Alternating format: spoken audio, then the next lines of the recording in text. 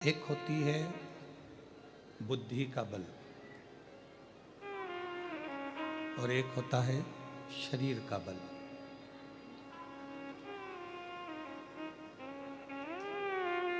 शरीर का जो बल होता है वो हमको अहंकार उत्पन्न कराता है।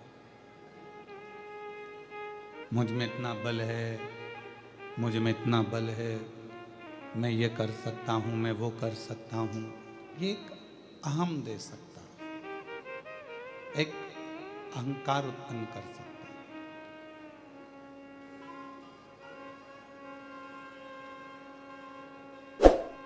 वो तुलसी का पिंडा लिए हुए माता जी रोज अंदर खड़ी होती हैं, उनको अंदर खड़ा कर दो।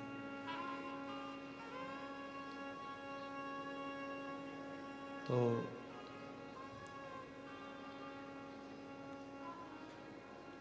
शरीर का जो बल होता है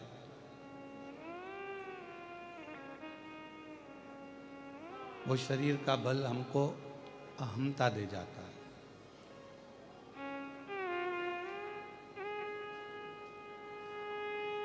शरीर का बल हमको अहंकार दे जाता है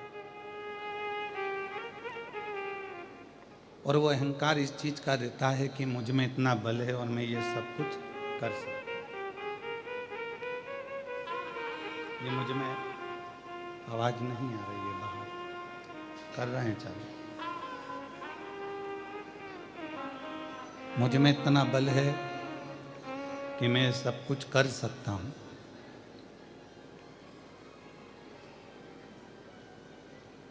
पर बुद्धि का जो बल होता है, बुद्धि का जो बल होता है ये कहता है कि अहंकार में बल को प्रदर्शित नहीं करना।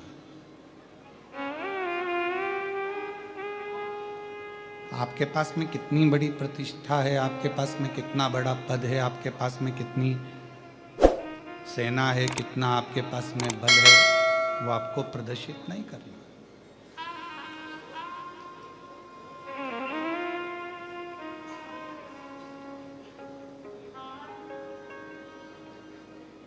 भारत और पाकिस्तान के बीच में अभी कुछ समय पहले युद्ध छिड़ा। कई लोग उसको बल का मापदंड ले रहे थे कि हम में बल है कि उसमें बल है, कि उसमें बल है, कि उसमें बल है।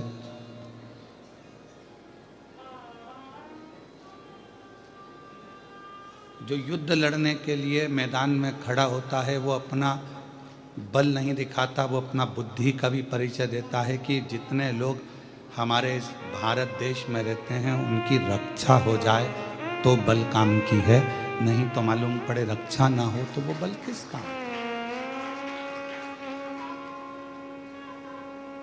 मान लो कोई अहंकार में आ जाए, अभिमान में आ जाए, विमत्ता में आ जाए, अहम में फूल जाए कि मेरे पास में इतना बल है और मैं ये कर सकता नहीं। बुद्धि का बल प्रबल बल माना गया। मन धीर धरो घबराओ नहीं, तुम्हें शिव भी मिलेंगे कभी ना कभी। क्यों घबराते? मन थोड़ा सा धैर्य रखो, थोड़ा धीर रखो, ठीक है साऊं, बस बाहर का कर दो सही। मन थोड़ा सा धीर रखो, मन थोड़ा सा धैर्य रखो, घबराओ ना। तुम यदि घबराओगे तो फिर परमात्मा के नहीं हो पाओगे।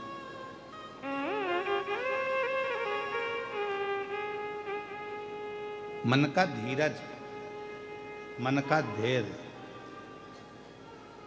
परमात्मा के करीब में लेकर जाता है। घर में दो भाई हैं, दो भाई का आपस में विवाद हो गया, तुम तो आपस में क्रोध कर लोगे, चिढ़ लोगे, लड़ लोगे, संघर्ष कर लोगे, फिर एक हो जाओगे। पर दूसरों के बुद्धि में ये समझ में आ गया कि इन दोनों का विवाद कभी भी कराया जा सकता है।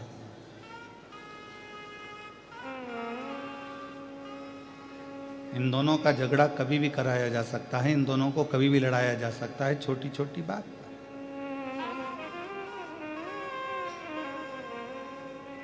श्री हनुमान जी महाराज लंका की ओर जा रहे थे। बीच मार्ग में सुरसा मिल गई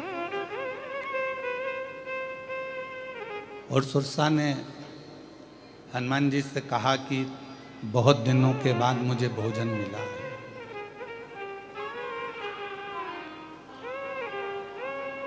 बहुत समय के बाद मुझे भरपेट भोजन प्राप्त हुआ है। भरपेट भोजन,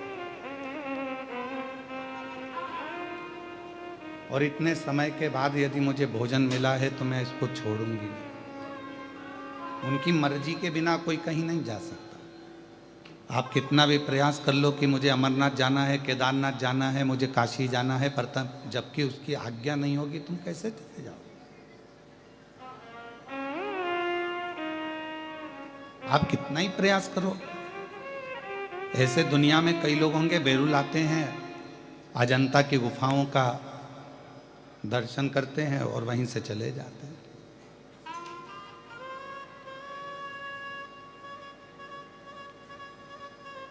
कृपा नहीं होगी तो कुछ नहीं। शिव कृपा के बिना सब सुना, सब सुना। सुरसा ने कहा कि मुझे इतने दिन के बाद भोजन मिला है, मुझे इतने दिन के बाद खाने को भरपेट भोजन मिला है, तुम मेरे को, मैं तुम्हें खाऊंगी। हनुमान जी ने कहा ठीक है। हनुमान जी ने अपना स्वरूप बढ़ाया, सुरसा ने अपना मुंह बढ़ाया, मुंह खोला। हनुमान जी ने फिर अपना स्वरूप बढ़ाया, सुरसा ने फिर अपना मुख बढ़ाया। ये 8 योजन होते, वो 16 योजन हो जाते। 1 योजन 8 मील का होता, वो 16 योजन होती। बढ़ते बढ़ते बढ़ते बढ़ते 64 योजन तक बात पहुंच गई। हनुमान जी ने विचार करा कि अब मैंने इसको बहुत बल दिखा दिया, पर ऐसे जीतने वाला नहीं हूं। बल से दुनिया कभी नहीं जीती जा सकती। जीतना है तो प्रेम और बुद्धि से ही दुनिया को जीता जा सकता है। एक प्रेम से जीत सकते हो, दूसरा बुद्धि से जीत सकते हो। हनुमान जी ने क्या करा, इसने अपना मुख फैलाया। हनुमान जी मसक समान रूप धरकर, छोटा सा रूप रखकर मुख के अंदर प्रवेश कर कर बाहर निकल गए। अर्थात जो विद्वान होता है, बुद्धिमान होता है, जिसमें विद्वत्ता होती है, जो ज्ञानी होता है, वो झुककर चलना जानता है, छोटा होना जानता है। पर जिसमें केवल अभिमत्ता बड़ी होती है, बहुत अहम भरा होता है, वो दुनिया में कभी छोटा अपने आप को समझता ही नहीं। वो कभी सहजता के बिंदु को लेकर चलता ही नहीं।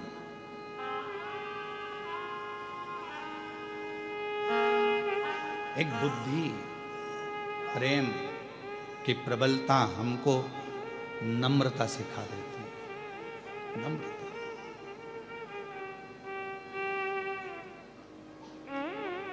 जब तुम्हारे भीतर थोड़ी बहुत भी नम्रता प्रकट हो जाए, तुम्हारे अंदर थोड़ी बहुत भी नम्रता आ जाए, तुम्हारे अंदर थोड़ा सा बुद्धि का बल बढ़कर, प्रेम का बल बढ़कर अपन छोटे हो जाएं, तो समझ लेना कि तुमने दुनिया को जीत लिया। तुमने दुनिया को जीत लिया। दुनिया जीतने का सबसे बड़ा साधन ही यही है। हम आपसे एक बात पूछते हैं,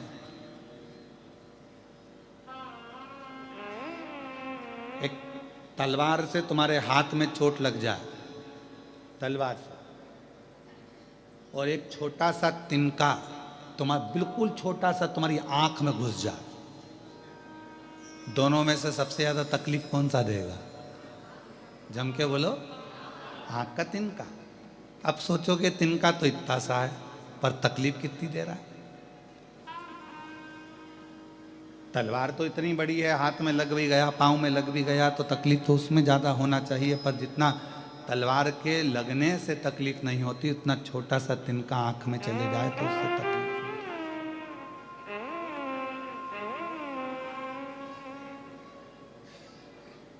एक छोटी सी बात आपके हमारे हृदय को अगर लग जाती है तो वो श्रेष्ठता नहीं है। बंदूक की गोली और मनुष्य की बोली, ये दोनों बहुत मायना रखती है। बंदूक की गोली एक को मारती है और मनुष्य की बोली 10 को मार देती। मानव के मुख से निकली हुई बोली ध्यान रखना पड़ती है कि क्या बोली आप बोल रहे हैं।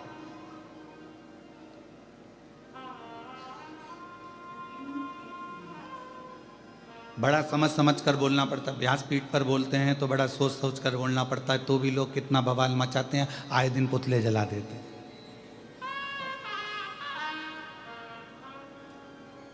कितना सोच कर बोलना पड़ता है, विचार कर कर बोलना पड़ता है, तो भी लोग गलत निकाल लेते हैं उसमें। पर उस पर ध्यान नहीं दिया जाता, क्योंकि कबाड़े वाला जब तुम्हारे इधर आते हैं, कबाड़े वाले, भंगार वाले, अरे बोलो तो क्या बोलते हैं, भंगार वाला कि कबाड़ा वाला? भंगार वाला। तो भंगार वाला, कबाड़े वाला जब रोड पर चलता है तो वो भंगार ही देखते देखते चलता है, कबाड़ा देखते देखते चलेगा। भंगार वाला अगर रोड पर चल रहा है तो भंगार देखते हुए चलता है, कबाड़े वाला चल रहा है तो कबाड़ा देखते हुए चलता है। और जब अच्छा व्यक्ति चलता है, कोई शंकर का भक्त अगर रोड पर चलता है तो शिव का मंदिर देखते हुए चलता है, शिवालय देखते हुए चलता है। दोनों में अंतर है। भंगार वाला भंगार देख रहा है, कबाड़े वाला कबाड़ा देख रहा है, अच्छा व्यक्ति अच्छाई देख रहा है। और शंकर की कथा सुनकर जो शिव का भक्त हो जाता है, वो चलते चलते शंकर का मंदिर ही देखता है। उसके सपने में भी शिवलिंग आता है। गाड़ी पर बैठी बैठी मोटरसाइकिल पे पति के साथ जा रही है तो सामने पेड़ के नीचे कोई ओटला दिखता है, भले उस पर शंकर जी नहीं है, फिर भी उसकी शंकर जी बैठे हैं।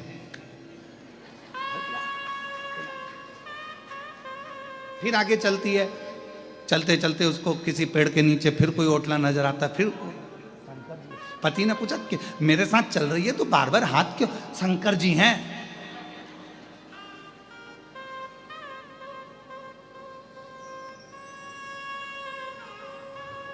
पति ने कहा कि कहाँ है शंकर जी, चल मेरे साथ। और जो पति पत्नी को पेड़ के नीचे लेकर गया तो वहाँ शंकर जी तो नहीं थे, ऐसे ही ओटला बना हुआ था, उसमें आला बना हुआ था, धुनी लगी हुई थी। तो पत्नी से कहा कि देख शंकर जी हैं क्या? तो भले नहीं है, ओटला तो है ना।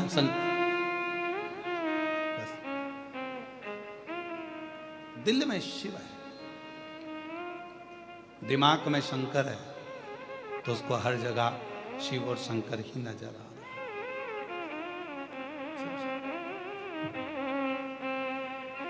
जब हृदय में भगवान शंकर बैठ जाता है, जितने शिव भक्त हैं आप देखो, आप लोग तो बहुत अच्छे से बैठे हुए हो।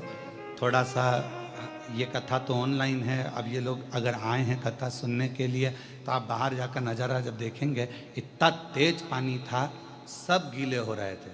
और अभी भी सबके कपड़े ऐसे निचोड़ लो, इतना पानी में गीले हैं, तो भी शंकर की कथा सुनने के लिए खड़े हैं, तो भी कथा सुनने के लिए खड़े हैं। और जिसमें हमने व्यासपीठ से कहा था कि ऑनलाइन कथा है, घर से सुनना, श्रवण करने के, फिर भी विश्वास, अर्थात भगवान शंकर की कथा सुनकर उनके अंदर जो भाव उत्पन्न हुआ है उसमें शिव नजर आता है, शंकर। और हमको लगता है, हमको ये महसूस होता है कि लोग कहते हैं कि शिव महापुराण की कथा में दुनिया के लोग जाकर बैठते हैं तो उनका काम क्यों हो जाता है। तो हमको इसलिए लगता है कि इतने सारे शिव भक्तों में कोई ना कोई भक्त एक ऐसा आता है जिसके लिए शंकर अपना कैलाश छोड़कर यहाँ तक आता है। शिवा इतने में इतना गीला कौन गीला होता है? आज के ज़माने में आप कथा देखिए, आपके शहर में छत्रपति संभाजी नगर में हो, जलगांव में हो, आपके क्षेत्र में जब कथा हो तो बैठने के लिए वीआईपी व्यवस्था देना पड़ती है, तब कोई कथा में आता है। 25 बार जाके कहना पड़ता है पत्रिका लीजिए, कथा हो रही है, आना जरूर, तब कोई आता है। और इसकी तो सूचना नहीं है, छुपकर करना पड़ रही है, तो भी ढेर लगाओ।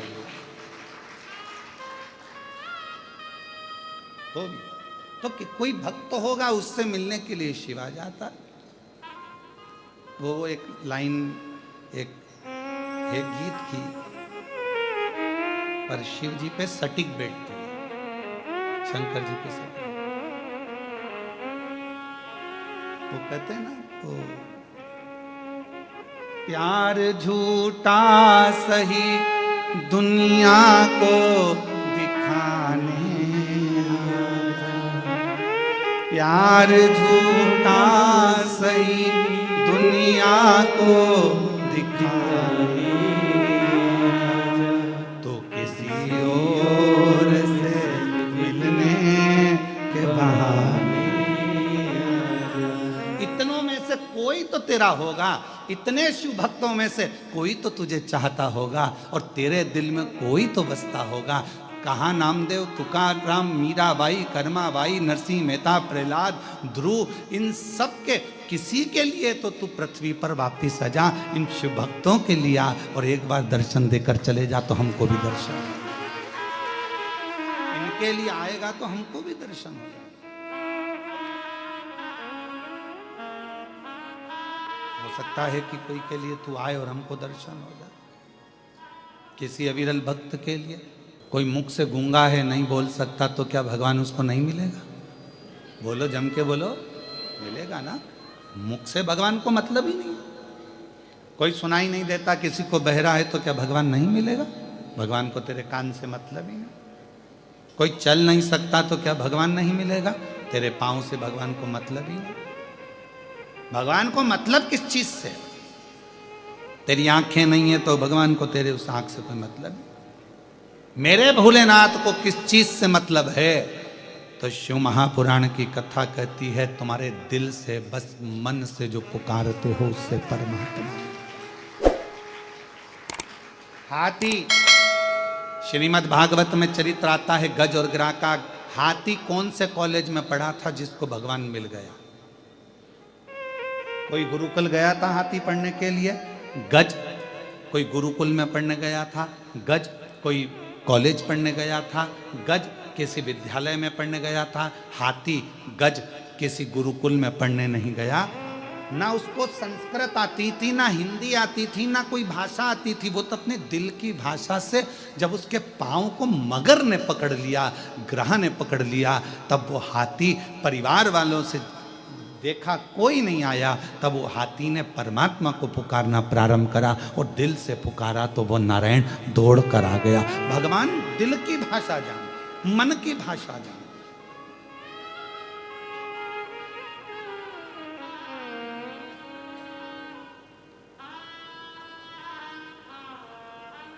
मेरा परमात्मा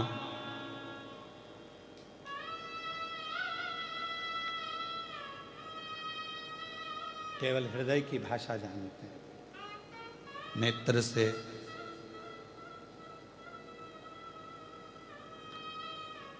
उन्हें कोई मतलब नहीं, वाणी से उन्हें कोई मतलब नहीं। तुम्हारी जन्म तारीख क्या है? सब अपनी अपनी जन्म तारीख जानते हो? अरे बोलो तो जम के। तुम्हारी जन्म तारीख से कोई तुमको पहचानता है? बोलो, पहचानता है? नहीं। काय से पहचान होती है इंसान की? मीराबाई कितनी तारीख को जन्मी, कर्माबाई कितनी तारीख को जन्मी, संत ध्रुव जी महाराज कितनी तारीख को जन्मे, प्रहलाद जी महाराज कितनी तारीख को जन्मे, नामदेव जी कितनी तारीख को जन्मे, रामकृष्ण परमहंस कितनी तारीख को जन्मे, स्वामी विवेकानंद जी कितनी तारीख को जन्मे। जन्म से कोई मतलब नहीं है, व्यक्ति के कर्म से मतलब है कि उसने जिंदगी में आकर करा। उन्होंने जिंदगी में आकर क्या करा? मीराबाई ने आकर भगवत भजन का कर्म किया, नामदेव जी ने क्या करा, ध्रुव जी ने क्या करा, प्रहलाद जी ने क्या करा, स्वामी विवेकानंद जी ने क्या करा, रामकृष्ण परमहंस जी ने क्या करा। इस संसार में आने के बाद व्यक्ति ने कर्म कैसा करा, उससे पहचान होती है। तुम्हारी जन्म तारीख से तुम्हारी पहचान नहीं है कि तुम्हारा, हाँ बस ये हो सकता है कि तुम्हारा वीज़ा वीज़ा बन जाए, पासपोर्ट बन जाए, तुम्हारा ये काम हो जाए, वो काम हो जाए जन्म तारीख से। बाकी के परमात्मा के मिलन के लिए तुम्हारा कर्म जरूरी है।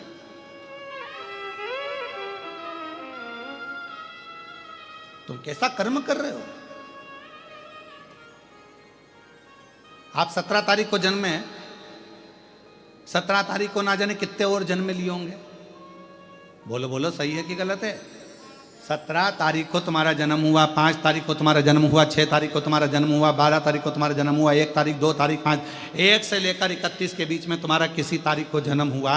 उस तारीख को ना जाने कितने हॉस्पिटल में कितने बच्चे जन्म लिए होंगे तुम्हारे समय पर। तुम 2 बजे जन्मे तो 2 बजे ना जाने कितने लाख बच्चे एक साथ जन्म लिए होंगे। क्या सबका भाग्य एक जैसा हो सकता है? तुम्हारी जन्म तारीख से या तुम्हारे जन्म समय से कोई फर्क नहीं पड़ता। फर्क पड़ता है तुम्हारे अच्छे कर्म से। तुमने पृथ्वी पर आकर जो अच्छा कर्म करा है, लोग तुम्हारे कर्म से तुम्हें पहचानेंगे, तुम्हारी जन्म तारीख से कोई नहीं पहचानेगा। जन्म तारीख से तो केवल जो पत्नी पति को पहचान जाएगी, पति पत्नी को पहचान जाएगा, भाई बहन को पहचानेगा, बेटा माँ बाप को, माँ बाप बेटे को, बच्चों को, ये सब जन्म तारीख से पहचान जाएंगे। पर कर्म से तो दुनिया ही जान सकती है। कर्म से। इसलिए शिव महापुराण की कथा कहती है कि कर्म ऐसा कर कर जाना कि यहां से जाने के बाद लोग तुमको याद करें, लोग तुम्हें याद। और मत बुरे कर्म कर बंदे वरना पछताएगा। भगवान की आँखों से तू बच नहीं पाएगा, तू बच नहीं पाएगा। अरे ओ ज्ञानी मत करना नारी, अरे ओ अज्ञानी मत करना नारी। तेरे कर्म का फल भी तू ही पाएगा, जैसा किया तूने तेरे आगे आएगा। मत बुरे कर्म कर बंदे वरना पछताएगा। भगवान की आँखों से तू बच नहीं पाएगा, तू बच नहीं पाएगा। अरे ओ अज्ञानी मत करना नारी, अरे ओ अज्ञानी मत करना नारी। कौन पहचानेगा तुम्हारी जन्म तारीख 15 है, 16 है, 10 है, 20 है? इससे कौन जानेगा आपका कर्म कैसा है? उससे लोग पहचानते हैं। क्यों? माता सती से ज्यादा माता पार्वती को पूछा जाता है। सती माता अपने शरीर को अपने पिता के घर में क्रोध की अग्नि से प्रकट कर कर जला लेती हैं, भस्म कर लेती हैं। क्रोध की अग्नि से मां सती अपने शरीर को जला लेती हैं। क्रोध की अग्नि से। और जब क्रोधाग्नि से ये सती माता का शरीर जल जाता है तो फिर देवताओं को लगता है कि ये क्रोध की अग्नि में क्यों जला, क्यों, किस लिए? पर पार्वती जी मैया को सब मानते हैं, माँ जगतजननी दुर्गा भवानी को सब मानते हैं। पार्वती को मानने का कारण क्या है? माँ जगतजननी को मानने का कारण क्या है? क्योंकि माता पार्वती ने जितनी बार तप करा, पार्वती जी ने खुद के लिए कुछ नहीं मांगा, जन कल्याण के लिए मांगा। शिवजी का विवाह अगर पार्वती जी के साथ में नहीं होता तो शायद तारकासुर का अंत नहीं होता। तारकासुर मरता नहीं, तारकासुर का वध सती माता पार्वती माता ने स्वयं तप कर कर शिव को राजी करा, तब भगवान शंकर का पार्वती जी के साथ में विवाह हुआ, तब जाकर ये तारकासुर के मारने के लिए षडानंद कार्तिकेय का जन्म हुआ। तब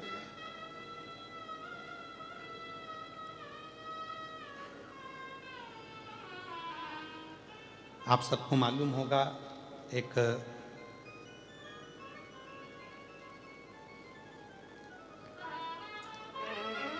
माँ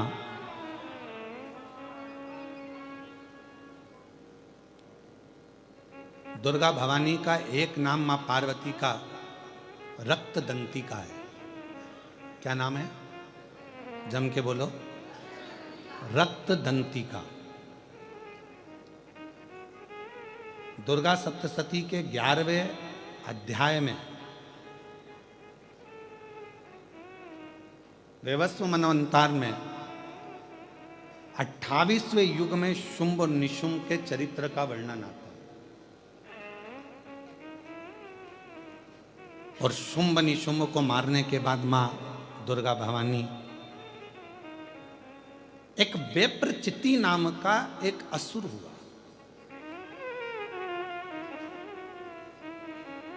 और यह वेप्रचिति एक ही काम करता था।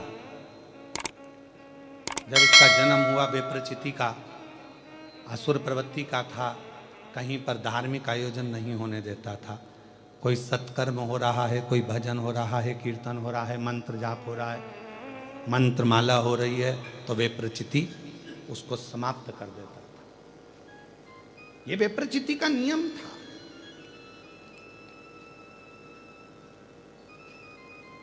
पितरों के पास में अगर कोई भाग जा रहा हो, पितृलोक में अगर कोई भाग जा रहा है, तो पितृलोक के भाग को भी वेप्रचिति खुद खा लेता, खुद धारण कर लेता। इतना भयंकर असुर था वेप्रचिति कि देवता सब त्रस्त थे उससे।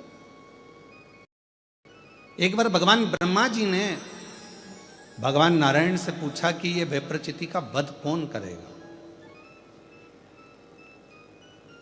इस वेप्रचिति का संहार कौन करेगा। तो कहा, पितरों की 3 कन्याएं, मैना, धन्या और कला। मैना जी के घर में मां पार्वती का जन्म होगा, और पार्वती जी जब अपने नाना जी से मिलने के लिए पितृलोक जा रही होंगी और ये वेप्रचिति उनको रोकेगा, तब उनके भाग को रोकेगा, उनके अन्न भाग को रोकेगा, या उनके पुण्य भाग को रोकेगा, तब मां पार्वती इनका संहार करेगी। कितना सुंदर व्याख्यान इस वेप्रचिति की कथा में आता है। माता का नाम रक्तदंती का कैसे पड़ा, वो शिव महापुराण की कथा वर्णन करती है कि वेप्रचिति भ्रमण कर रहा था यहां तहां पर। पितृ बड़े सरल थे, पितृ बड़े सहज, पितरों की बड़ी नम्रता।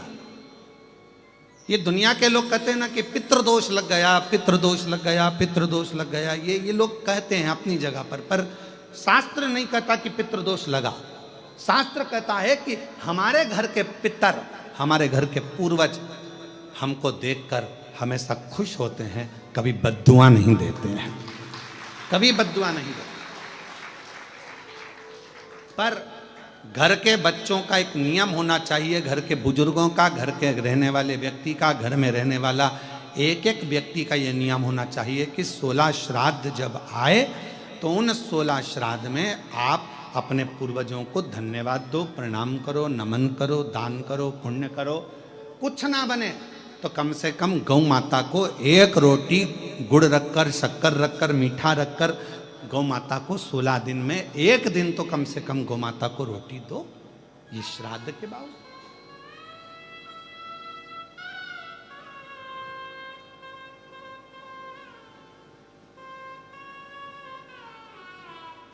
कितना बड़ा हमारा परिवार है, कितना बड़ा। आज के लड़के कहते हैं, आज के ज़माने की लड़के कहते हैं, आज के ज़माने के बेटा कहते हैं, आज के ज़माने की बेटियां कहती हैं हम क्यों बुजुर्गों को माने। अरे भाई मत मानो, पर समझो तो सही, तुम और तुम्हें जन्म देने वाला, एक लड़के को जन्म देने वाले माता और पिता कितने लोग हैं? 2 लोग, माता और पिता। अब तुम्हारे माँ बाप को जन्म देने वाले कहां से हो गए? 2। तुम्हारे माँ बाप को जन्म देने वाले हो गए 4, 2 उधर के 2 उधर के, एक के द्वारा ही पैदा हो गए क्या? बोलो बोलो, सही है कि गलत है? जम के बोलो। उधर जैसे पत्नी है तो इसके माँ बाप, तभी तो पत्नी हुई है, फिर पति, इसके माँ बाप, तो 2 के कितने हो गए? 4। अब उनके दादाजी के निकालो तो दादा के कितने हो गए? 8, उधर के इधर के, ऐसे अंदाजा लगाओ 7 पीढ़ी का। ऐसे अंदाजा लगाओ 7 पीढ़ी का, और 7 पीढ़ी का अंदाजा लगाकर देखोगे तो मालूम पड़ेगा कि जितना 7 पीढ़ी के अंतर्गत जो पूर्वजों का एक तत्व सब में रहा है, वो तत्व हम में भी रहता है। जैसे पिताजी के पिताजी को चिड़चिड़पन रहा है तो वो पिताजी को भी रहेगा, उसकी औलाद को भी रहेगा, उसके पोते को भी रहेगा, उसकी पोती को भी रहेगा। ये नियम है, नीति है, वहीं से चला आ रहा है, इसको कोई रोक नहीं सकता।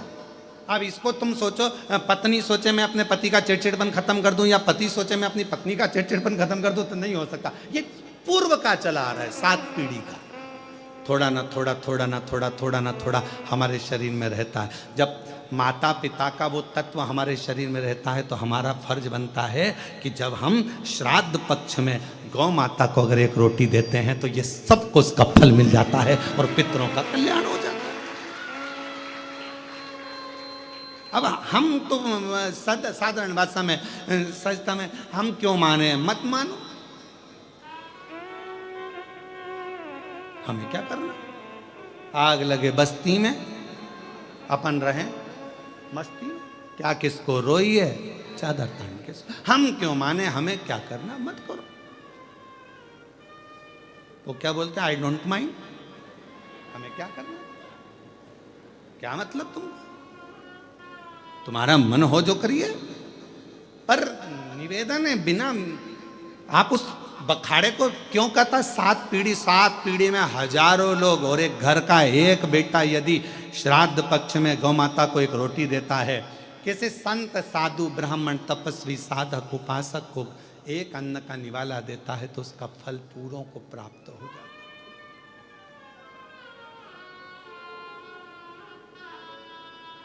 पूरों। और इससे ज्यादा, बेटे से ज्यादा फल एक लड़की, एक बहू को प्राप्त होता है। जब एक लड़की अपनी बहू बनकर आती है, जाती है, तो वो अपने मायके को भी और अपने ससुराल को भी पार करती चली जाती, दोनों की साथ साथ में। ये क्यों शिव महापुराण में मेरी माताएं, मेरी जीजियां इतनी कथा में बैठती हैं? हमसे लोग कहते हैं तुम्हारी कथा में सबसे ज्यादा महिलाएं आती हैं, तो भाई के प्रति उनका प्रेम है, मेरी बहन है, उनकी प्रियता है। तो कहा आपकी कथा में सबसे ज्यादा महिलाएं जाती हैं, सबसे ज्यादा महिलाएं, तो उनका प्रेम है, मेरी जीजियां हैं, मेरी बहनें, प्रेम है उनका, और उनका आना जरूरी है। क्योंकि एक नारी जब कथा श्रवण करती है तो वो ससुराल की भी 7 पीढ़ी को तार देती है और मायके की भी 7 पीढ़ी को तार देती है। ये इसने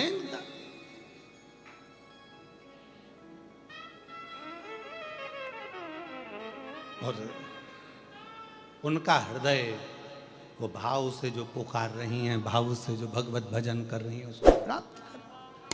महाराज सती मैया से ज्यादा मां पार्वती, और पार्वती मैया का एक स्वरूप रक्त दंतिका मेरी माता का एक नाम हुआ। दुर्गा भवानी का, जगत जननी जगदम्बा अंबा भवानी का एक नाम था रक्त दंतिका, रक्त दंतिका। और वो रक्तदंती का जो नाम पढ़ा, बेप्रचिति, एक ऐसा असुर, वो बेप्रचिति ना पूर्वजों का भाग जाने दे, ना भजन होने दे, ना संकीर्तन होने दे, ना स्मरण होने दे, ना मंत्र जाप, ना माला जाप, ना नाम कीर्तन, कुछ नहीं। और ऐसे विप्रचिति जैसे असुर दुनिया में बहुत सारे घूम रहे महाराज, बहुत सारे, जो भगवत भजन नहीं करने देते, भगवत नाम नहीं जपने देते, नाम नहीं लेने देते, राम नाम, कृष्ण नाम, शिव नाम नहीं जपने देते, कहीं ना कहीं हमारे मार्गों को भटका देते हैं और हमें भगवान से दूर कर देते हैं।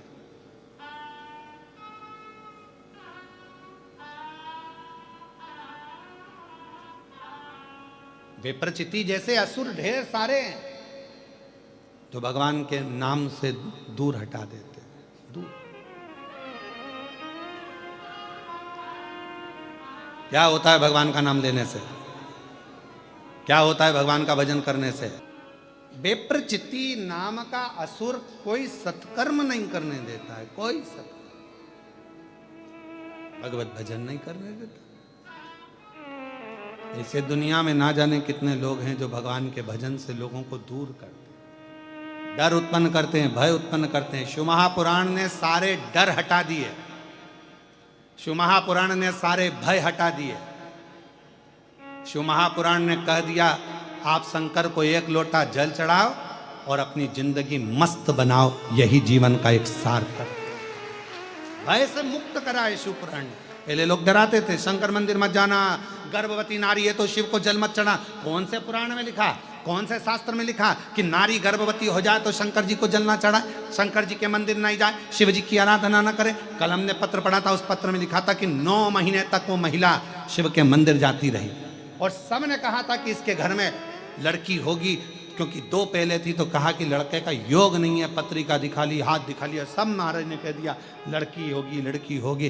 शंकर पर भरोसा करा, पूजन करी, 9 महीने जाती रही, आखिर में पुत्र रत्न की प्राप्ति हुई। ये शिव कृपा।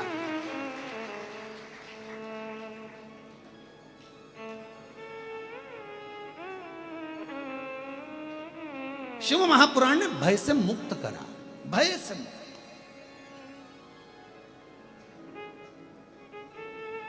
कई लोग कह देते हैं गुरुजी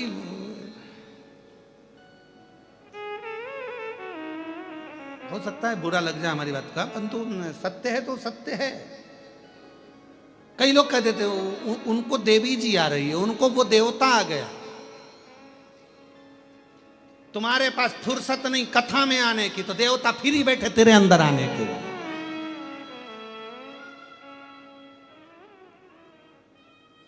तुमको फुर्सत नहीं है कथा में जाने का।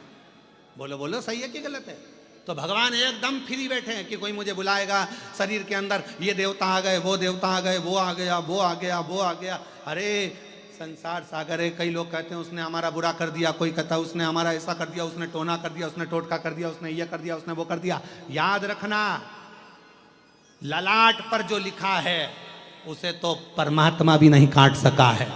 याद रखना, ललाट पर जो लिखा, सबके ललाट पर लिखा है, काटा नहीं जा सकता, पर उसको धीरे धीरे मिटाया जा सकता है। एक लोटा जल चढ़ा चढ़ा कर, भगवान की भजन कर कर, मंत्र जाप कर कर। बोलो राम जी के साथ में कितने, भगवान राम जी के पास में कितने बड़े बड़े गुरु थे, भगवान राम जी के पास में, भगवान कृष्ण के पास में कितने बड़े बड़े गुरु थे, सारा त्रिकालदर्शी थे, सब कुछ जानते थे, सब कुछ बता सकते थे। पर राम जी के वनवास को क्या रोक सके? नहीं, क्योंकि जो लिखा था वो हुआ। बस ये है कि जाते जाते मेरे राम जी से स्वयं जा रहे थे तो दशरथ जी ने कह दिया था, गुरु बाबा ने कह दिया था, राम तुम वन जा रहे हो 14 वर्ष के लिए, एक बात कहूं, जाना तो पड़ेगा पर तुम्हें मालूम नहीं पड़ेगा वन का समय, इसलिए काम करना, शंकर भगवान के पार्थिव लिंग की पूजन करना। मेरे राम जी का नियम था प्रतिदिन पार्थिव लिंग का निर्माण करते थे। इसलिए अयोध्या से लेकर लंका के बीच में रामेश्वर धाम तक जितना राम पथगमन बना हुआ है, उस राम पथगमन पर अपनी गाड़ी को लेकर जाइए। जब भारत सरकार ने राम पथगमन बनाया है, पूरे राम पथगमन पर जाकर देखिए, जितने राम जी के मंदिर राम पथगमन पर नहीं मिलेंगे, उतने शंकर जी के मंदिर मिलेंगे, क्योंकि शंकर के पार्थिव लिंग का पूजन किया है भगवान राम ने, पार्थिव लिंग का पूजन किया।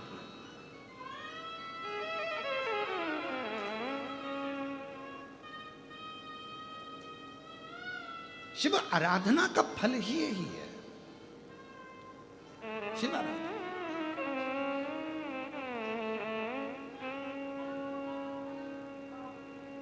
भगवान शंकर की आराधना का सुख ही, आनंद ही है।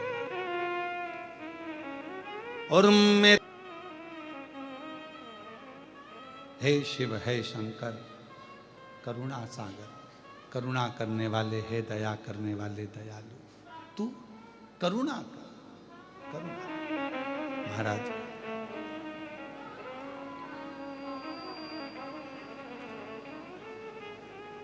ऐसे दयालु नाथ से रिश्ता बनाइए, ऐसे दयालु नाथ से बोलो बोलो बोलो, रिश्ता बनाइए, ऐसे दयालु नाथ से रिश्ता बनाइए, ऐसे दयालु नाथ से रिश्ता बनाइए। मिलता रहेगा आपको जो कुछ भी चाहिए, मिलता रहेगा आपको जो कुछ भी चाहिए, वो मिलता रहेगा आपको जो कुछ भी चाहिए। ऐसा करिश्मा होगा जो हुआ कभी नहीं, ऐसा करिश्मा होगा जो हुआ कभी नहीं। तेरी दया बनी रहे जब तक है जिंदगी, तेरी दया बनी रहे जब तक है जिंदगी, तेरी दया बनी रहे जब तक है जिंदगी। मांगा है मैंने कृष्णेश्वर नाथ से वरदान एक ही, मांगा है मैंने कृष्णेश्वर नाथ से वरदान एक ही। तेरी दया बनी रहे जब तक है जिंदगी, तेरी दया बनी रहे जब तक है जिंदगी। मांगा है कृष्णेश्वर नाथ से वरदान एक ही। आप भी बोलो, मांगा है कृष्णेश्वर नाथ से वरदान एक ही। तेरी दया बनी रहे जब तक है जिंदगी, तेरी दया बनी रहे जब तक है जिंदगी। मांगा है बाबा से वरदान एक ही, मांगा है भोले बाबा से वरदान एक ही। और फिर इस भजन की एक लाइन अपनी बुद्धि में बिठा कर रखिएगा, ऐसे दयालु नाथ से रिश्ता बनाइए, ऐसे दयालु पीछे वाले, बाहर वाले, अंदर वाले सब बोलो, रिश्ता बनाइए, ऐसे दयालु नाथ से रिश्ता बनाइए, ऐसे दयालु नाथ से रिश्ता बनाइए, ऐसे दयालु नाथ से रिश्ता बनाइए, ऐसे दयालु नाथ से रिश्ता बनाइए, मिलता रहेगा आपको जो कुछ भी चाहिए, मिलता रहेगा जो चाहोगे जो मांगोगे सब मिल जाएगा। बस रिश्ता बनाकर रखना, प्रेम बनाकर रखना। अगर प्रेम है, रिश्ता है, तो दुनिया का सब कुछ मिलेगा। जो मांगोगे वो मिलेगा। मिलता रहेगा आपको जो कुछ भी चाहिए, मिलता रहेगा आपको जो कुछ भी चाहिए। फिर इस पत्र को ध्यान कर कर उस बेटी का वीडियो भी देखना, शाम को हम डालेंगे। ऐसा करिश्मा होगा जो हुआ कभी नहीं, ऐसा करिश्मा होगा जो हुआ कभी नहीं। तेरी दया बनी रहे जब तक है जिंदगी, तेरी दया बनी रहे जब तक है जिंदगी। मांगा है मैंने बाबा से वरदान एक ही, मांगा है मेरे बाबा से वरदान एक ही। तेरी कृपा रहे जब तक है जिंदगी, तेरी कृपा बनी रहे जब तक है जिंदगी। शंभु शंभु शंभु शंभु शंभु शंभु। अपने स्थान पर बैठकर बाबा को अपने दिल से प्रार्थना करेंगे, विनय करेंगे, निवेदन करेंगे। जहाँ जगह मिले, जहाँ जगह मिले, जहाँ जगह मिले वहाँ बैठकर बाबा को अपने मन का भाव बड़े प्रेम से प्रार्थना करिए, विनती करिए, निवेदन करिए।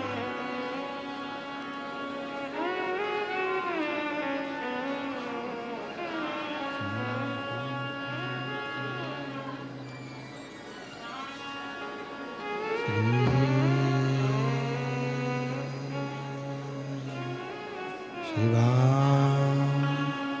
नमस्तु श्री शिवाय नमस्तु श्री शिवाय नमस्तु श्री शिवाय नमस्तु श्री शिवाय नमस्तु। भोला सब दुख काटो हमारा, ओ भोला सब दुख काटो हमारा। शिव शंकर जपो तेरी माला, भोले बाबा जपो तेरी माला। भोला सब दुख काटो हमारा, ओ भोला सब दुख काटो हमारा। वेश मंगल मंगलकारी, वेश है मंगल मंगल शमशान वासी हमारा, शमशान वासी हमारा।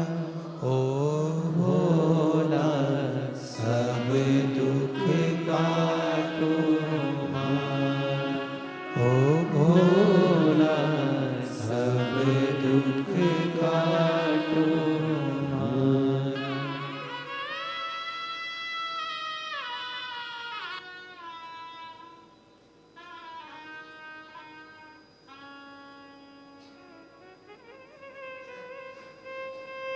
बाबा देवादिदेव महादेव भगवान शिव, ओगड़दानी त्रिकालदर्शी कैलाशी विनाशी भगवान शंकर, संपूर्ण जगत का कल्याण करने वाले भगवान शिव की पवित्र कथा कह रही है। शिव महापुराण की कथा कह रही है। भगवान शंकर का पवित्र चरित्र कह रहा है। वे प्रचिति माँ जगत जननी जगदम्बा अम्बा पार्वती मैया को रोक लिया। कुछ लोगों की आदत रहती है कि भगवत भजन करने वालों को, भगवत मंत्र जपने वालों को, नाम कृष्ण नाम, शिव नाम, भगवान का नाम जपने वालों को या भजन करने वालों को अर्चन उत्पन्न करना।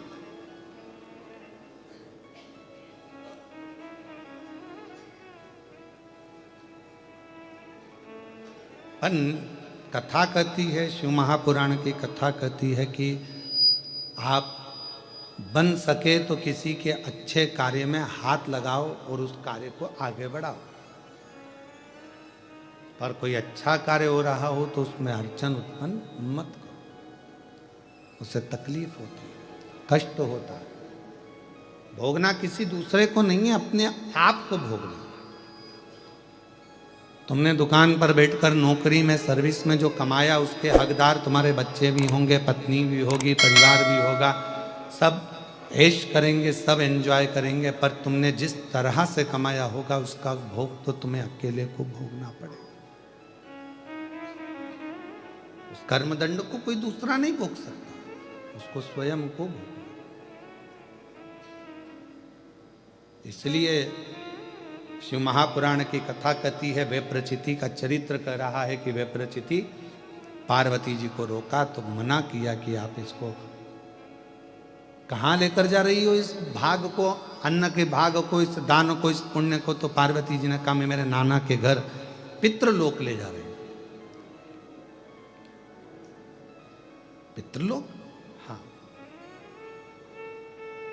क्रोध आया। विप्रचिति ने कहा कि मैंने इस संसार में से पितरों को भाग देना बंद करवाया और तुम इस भाग को लेकर जा रही हो। क्रोध में आ गया विप्रचिति और मां जगत जननी जगदम्बा भवानी के हाथ से पितरों का जो भाग था उसको छुड़ा लिया और स्वयं ने उसका भाग ग्रहण कर लिया।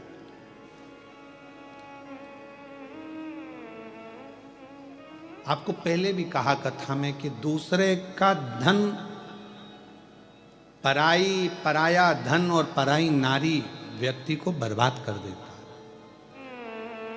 अगर व्यर्थ किसी के यहाँ का धन हमारे यहाँ आ गया या आपका स्नेह किसी पर नारी से लग गया तो आपकी जिंदगी को बर्बाद कर देगा, वो आपको श्रेष्ठता नहीं देगा। कुछ अच्छा कर्म करो, कुछ अपनी जिंदगी में श्रेष्ठ कर्म करने का प्रयास करो। आप लोग यहाँ आए हैं, अगर कथा सुनने के लिए पहुंचे हैं, वैसे तो कथा ऑनलाइन है, यहाँ पर कथा सुनने के लिए हमने खुद ही वर्णन किया कि आप सब अपने घर से श्रवण करें। फिर भी यदि आप आज कथा के छठे दिन यहाँ पहुँचे हैं कथा सुनने के लिए, तो बाबा देवादिदेव महादेव से ये प्रार्थना करना, बाबा सर्व जगत का कल्याण करना, सबके दुख दूर करना, सबके कष्ट दूर करना, सबकी तकलीफें दूर करना। और मेरे भोले बाबा, किसी स्त्री की गोद खाली मत रखना और किसी पुरुष की जेब कभी खाली मत रखना। इतनी कृपा कर, इतनी दया कर।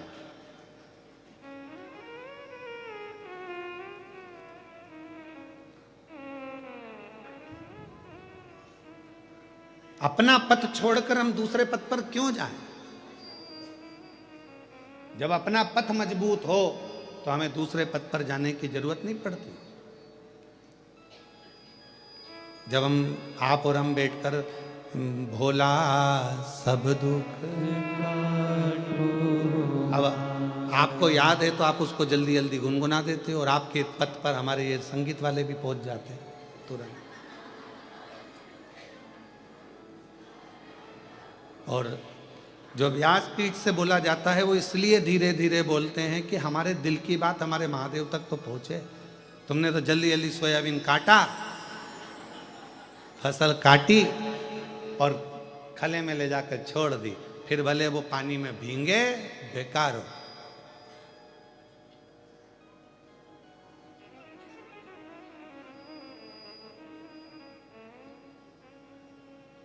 सोयाबीन काटने थोड़ी ना आया था, अपने हृदय को साध कर परमात्मा के पथ पर बढ़ाते हुए चलो। ये भोला सब दुख काटो मारा, ओ भोला सब दुख काटो। हमारे जीवन के जितने, एक दुख तो है नहीं, किसी की जिंदगी में एक दुख हो, थोड़े समय का वो दुख रहता है, फिर दूसरा आ जाता है, फिर तीसरा आ जाता है। जैसे आप का नेटवर्क अगर नहीं मिलता तो मोबाइल किस काम आता है? गेम खेलने। बोलो सही है कि गलत है? अगर नेटवर्क नहीं मिल रहा मोबाइल का तो फ्री टाइम में व्यक्ति क्या करता है मोबाइल पे? बोलो बोलो बोलो, गेम खेलता।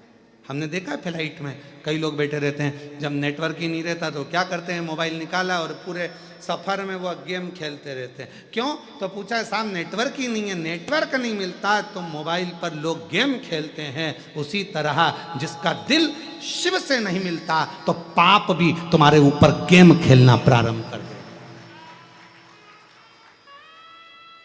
हमारे बेकार कर्म, हमारे पाप कर्म हमारे ऊपर गेम खेलते हैं। थोड़ी थोड़ी देर में, हर थोड़े दिन में थोड़ा ना थोड़ा दुख, थोड़ी ना थोड़ी तकलीफ, थोड़ा ना थोड़ा कष्ट आता रहता है। नई नई डिजाइन के दुख आते हैं, नई नई डिजाइन। इसलिए यहाँ ये नहीं कहा गया कि बाबा मेरा ये दुख काटो, बाबा सब दुख काटो। मेरी जिंदगी के जितने दुख हैं, जितनी तकलीफ है, सब जो पीछे निकल रहे हैं, आने वाले हैं, जो जगत के जितने कष्ट हैं मेरे जीवन के, वो सब काट दे मेरे शंकर, मेरे कृष्णेश्वर नाथ, मेरे शंभू, मेरे भोलेनाथ, मेरे त्रिकालदर्शी, मेरे कैलाशी, वो सब। नेटवर्क नहीं मिल रहा तो मोबाइल पे लोग गेम खेलते हैं। उसी तरह अगर तुम्हारा दिल का नेटवर्क परमात्मा से नहीं मिल रहा तो वो तुम्हारे पाप भी तुम्हारे ऊपर गेम खेलते हैं, आते रहते हैं कुछ गलत गलत गलत गलत गलत। तुम सोचते भी हो मैंने तो ऐसा करा ही नहीं और मेरे माथे आ गए सब की सब। पाप गेम खेल रहा है, तुम फ्री हो ना, तुमने दिल नहीं लगाया शिव जी से। नेटवर्क में आओ, पक्का नेटवर्क में लाओ भगवान शंकर से।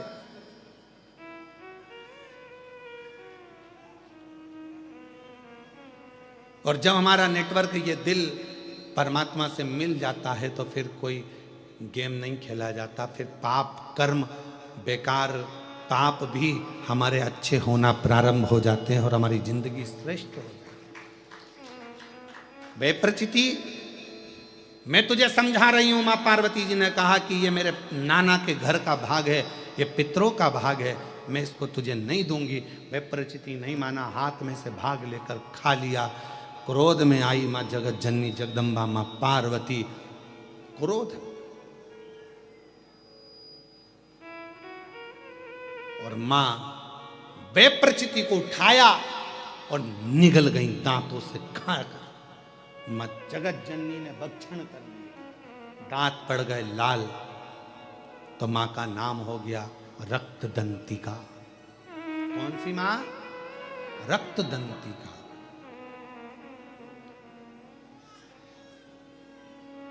दुर्गा सप्तशती के 11वें अध्याय का ये वर्णन अपनी जिंदगी में याद रखना, उतार कर रखना। कि जब व्यक्ति के जीवन में अगर उसे ऐसा लगता है भय, उसे लग रहा है कि मेरे पितृ मुझे परेशान कर रहे हैं, उसे लग रहा है कि मुझे ये कष्ट हो रहा है, मुझे लग रहा है कि ये तकलीफ आ रही है, तो माँ जगत जननी का रक्त दंती का नाम भी हमारे भय को दूर करता, हमारे कष्टों को दूर करता। बोल रक्त दंती का माता की, ये भय से दूर करने वाला नाम, भय से मुक्त करने वाला नाम। समय जैसे कई तारकासुर ने मांगा वर, भगवान ब्रह्मा जी से वर मांगा था कि मेरी मृत्यु अगर हो, मेरे प्राण अगर जाएं तो भगवान शंकर के पुत्र के द्वारा जाएं। और भगवान शंकर के पुत्र षडानंद कार्तिकेय का जन्म हुआ, प्रकट हुए और उनको भेजा। कई बार भगवान इंतजार करता है कि तेरे दुख कटेंगे, थोड़ा समय का इंतजार कर। ऐसा नहीं कि दुख नहीं कटेंगे, कटेंगे, पर तू शंकर के मंदिर जाना प्रारंभ कर, तू शिव नाम लेना प्रारंभ कर, तू राम नाम लेना प्रारंभ कर, तू कृष्ण नाम लेना प्रारंभ कर, तू भगवत नाम लेना प्रारंभ कर।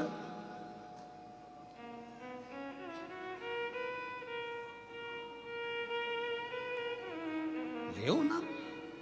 एक बहन जी ने एक प्रश्न करा, क्या गुरुजी हम आप कहते हो कि भगवान का नाम लेना चाहिए, भजन का नाम, भगवान का स्मरण करना चाहिए, मेरे मुख पर अगर राधा का नाम हो, राधा राधा अगर मैं जपूं तो शिव जी का नाम हो जाएगा? क्यों नहीं होगा? देवी भागवत को पढ़िए। देवी भागवत में भगवान शंकर पार्वती जी को वचन देते हैं। जिस समय पर पार्वती जी ने भगवान शंकर से कहा कि क्या आप, भगवान शंकर से पार्वती जी कहती हैं, प्रभु कृपा करिएगा, एक बार मुझे, पार्वती जी कहती हैं, मुझे पुरुष बनना है और आप मेरे लिए एक स्त्री बनो, मुझे भी देखना। शिवजी ने वचन दिया, ठीक है द्वापर आएगा, तू चिंता क्यों करती है, तू चिंता क्यों करती है? हे पार्वती, जगत जननी दुर्गा भवानी, तुम कृष्ण बनोगी और मैं शंकर राधा बनूंगा, मैं शिव राधा बनूंगा। ये वचन है देवी भागवत का।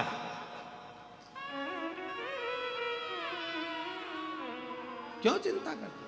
लोग कहें राम नाम बोलें, कृष्ण नाम बोलें, शिव नाम बोलें, राधा नाम बोलें, ये नाम बोलें, वो नाम बोलें, भटकते वो हैं जिनको भटकाया जाता है। कई लोग कहते हैं तुम्हें राधा नाम बोलना पड़ेगा, कोई कहे तुम्हें राम नाम बोलना पड़ेगा, कोई कहे तुम्हें शिव नाम बोलना पड़ेगा, कोई कहे तुम्हें कृष्ण नाम बोलना पड़ेगा। शिव महापुराण कभी ये बंधन नहीं रखती। शिव महापुराण तो ये कहती है तुम्हारे दिल में जो बस जाए, तुम जिसको पुकार लो और तुम्हारे दुखड़े हरने के लिए जो आकर खड़ा हो जाए, तुम उसका स्मरण करना प्रारंभ, तुम्हारे दुख हरने के लिए। पर तुम्हारी विपदा की घड़ी में फिर तुम भटकना मती, तुम्हारी विपदा की घड़ी में फिर नहीं भटकना। ये विपदा की घड़ी में जो तुमने स्मरण किया है, जिसको हृदय में रखा, तुम उसको पुकारो और वही आएगा, तुम्हारे दुखड़े मिटा कर जाएगा, भटकना नहीं।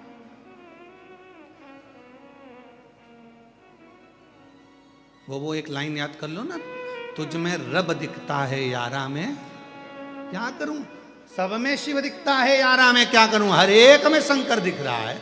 यहाँ तो कैसे, हाँ, आप जितने बैठे हो ना, जितने कथा सुनने के लिए बाहर बैठे हैं, अंदर बैठे हैं, बगीचे में बैठे हैं, शिव तत्व क्या कह रहा है, भगवान शंकर की कथा क्या कर रही है। तारकासुर के 3 बेटे, तारकाक्ष, विदुमाली, कमलाक्ष की, ये तीनों ब्रह्मा जी से वर प्राप्त कर लिए और वर लिया कि हम तीनों मरे तो एक साथ मरे, और ब्रह्मा जी ने भी वर वैसा की वैसा ही दे दिया।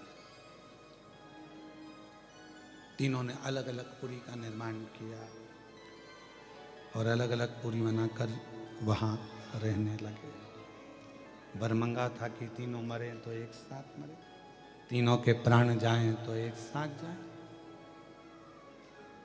इतना उपद्रव मचाया इन्होंने, इतना उपद्रव मचाया कि देवता परेशान हो गए। तो देवताओं ने भगवान शिव जी से विनती करी कि इनका संहार करिए आप। और एक बात अपनी चित्तवृत्ति में उठा कर रखे, उतार के रखिएगा, अपने अंदर एक बात को बिठा कर रखिएगा कि शंकर भगवान का कोई द्रोही नहीं है, शिव जी का कोई दुश्मन नहीं है।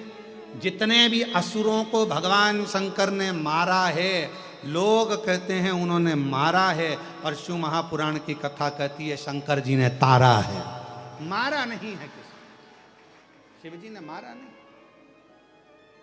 तारा।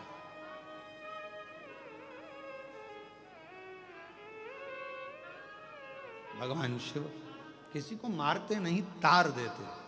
शिव महापुराण की कथा कहती है जो शंकर के मंदिर जाता है, शिव को एक लोटा जल चढ़ाता है, शंकर का गुणगान करता है, शिव का स्मरण करता है, शंकर के मंत्र को बोलता है, शंकर के नाम जाप करता है, शंकर के मंदिर में झाड़ू लगाए, पोछा लगाए, भगवान शंकर का गुणगान जो करे, शिव उसको तार देता है।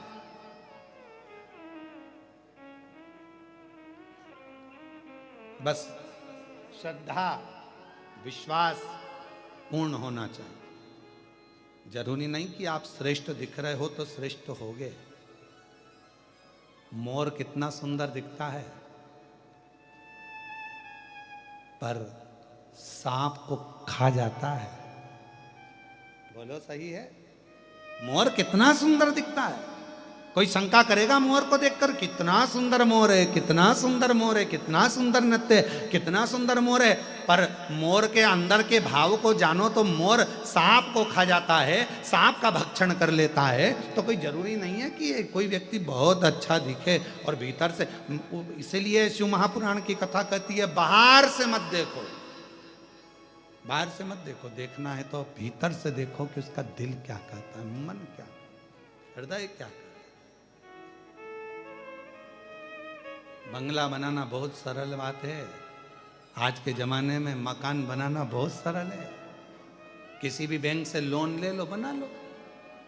बोलो सही है कि गलत है? आज के जमाने में बंगला बनाना सरल है, आज के जमाने में मकान बनाना सरल है, आज के जमाने में बिल्डिंग बनाना सरल है। आज के जमाने, क्योंकि लोन लीजिए और बना लीजिए, पैसा तो देने के लिए बैंक बैठी हुई है, लो साहब ले, उसको क्या करना, दे वापिस लेते जाएगा, नहीं तो मकान पे कब्जा कर लेगा। तो मकान बनाना सरल है, बंगला बनाना आज के समय में सरल है, बिल्डिंग बनाना सरल है, फ्लैट बनाना सरल है। पर याद रखना, उस मकान में, उस घर में, उस फ्लैट में जितने लोग रहते हैं, उसके दिल में घर बनाना कठिन है। मकान तो कोई भी बना लेता है, घर कोई भी बना लेता है, बंगला कोई भी बना लेता है, फ्लैट कोई भी बना लेता है, बिल्डिंग कोई भी तान लेता है। पर उसके अंदर जो रह रहा है, पत्नी रह रही है, पति रह रहे हैं, बच्चे रह रहे हैं, दादा रह रहे हैं, दादी रह रही है, सास रह रहे, ससुर रह रहे, जो उस घर के अंदर रह रहा है, उसके दिल में भी तो मकान होना चाहिए, उसके दिल में तुम्हारी जगह तो होना चाहिए। बस मकान बना लिया, मकान फ्लैट बना लिया, गुरुजी हमारे मकान का मुहूर्त है, तुम्हें आना पड़ेगा, गुरुजी हमने बंगला बनाया है, आना। नहीं नहीं, उस घर में जो रह रहा है, उसके घर में रहने वालों के दिल में भी जगह होना तुम्हारे लिए जरूरी है। और मेरे शंकर भगवान क्या करते हैं? मेरे शंकर भगवान सबसे पहले एक ही काम करते हैं, दिल में जगह बनाते हैं। ना उनका कोई दुश्मन है, मेरे शंकर भगवान का कोई दुश्मन नहीं। जितने असुर, जितने राक्षस, जितने भी हैं, भगवान शिव का कोई दुश्मन नहीं, उन्हें सबके दिल में जगह बनाई। तुम खुद शास्त्र उठाकर देखिए, रावण सब पर अपना कब्जा करता है, पर रावण कैलाश पर कब्जा नहीं करता है। रावण सबको बंदी बनाता है, पर शंकर भगवान को बंदी नहीं बनाता है। वो तो असुर था, उसको भी भगवान, क्यों? क्योंकि रावण के दिल में शिव बसे हुए थे, शंकर।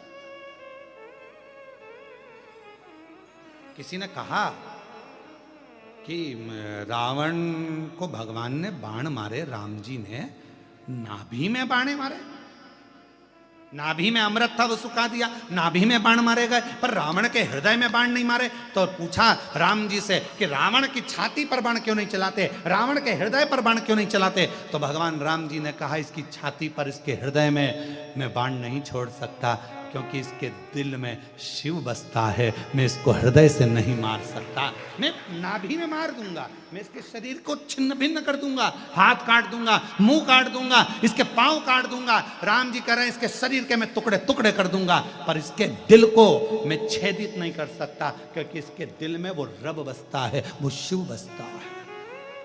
मैं कैसे छेदित करूं?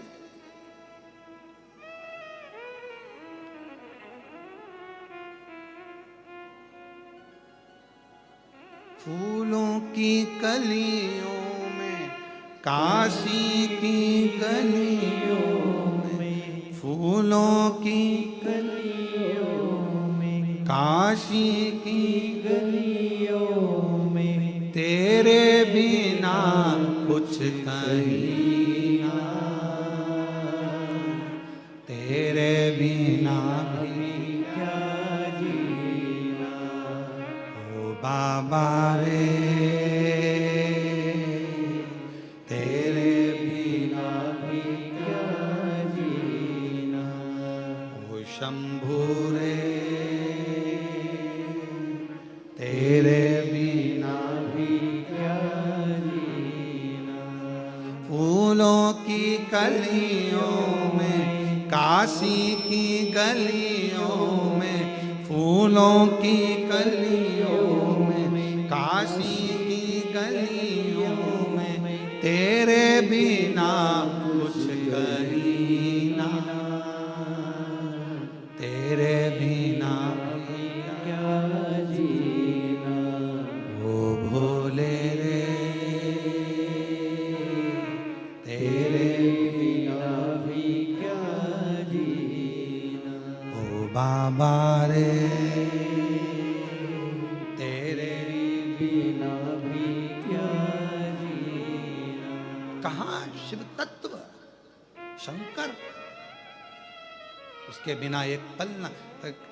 कल हमारे बच्चे बता रहे थे कि उस सामने वाला एक होटल वाला भैया है ना, वो कह रहा था क्यों गुरुजी यहीं रहते हैं, एक दिन भी छज्जे में निकल के नहीं आए। एक दिन में गुरुजी का दर्शन हमें छत पर नहीं हुआ, बाहर गैलरी में।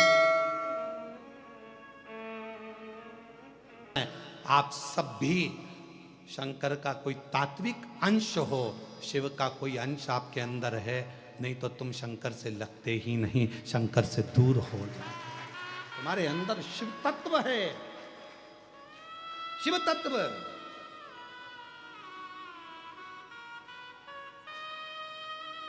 चुंबक देखिए तुम लोगों ने, अरे बोलो तो, चुंबक डोरी में बांध कर लोग उसको इधर उधर घुमाते हैं, उसमें पत्थर चिपकता है क्या?